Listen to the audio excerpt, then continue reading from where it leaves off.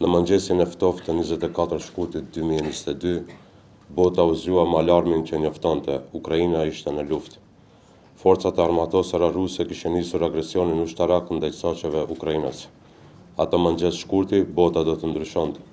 Në sipërfaqe dolën ndasitë e reja globale, bota e lirë, vendet perëndimore u radhitën në mbështetje të Ukrainës, ndërsa pikpyetja e madhe, nëse jemi në prag të luftës së dytë botërore nr. 2 me një ndarje të thellë ndërmjet Perëndimit dhe Rusisë, vazhdon të jetë aktuale edhe sot.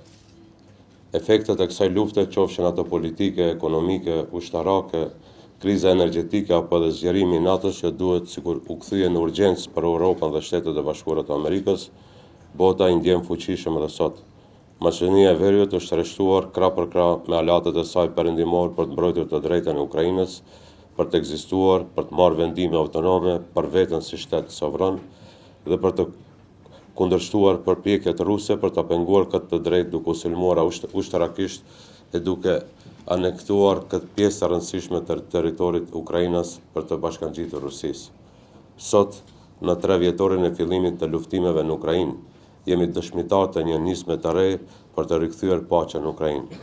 Sigurisht, ne i përshëndesim këto përpjekje për t'i dhënë fund luftës, sepse bota ka parë mjaft vuajtje, populli i Ukrainës ka përjetuar mjaft dhimbje, humbje në jetë, pronë e pasuri.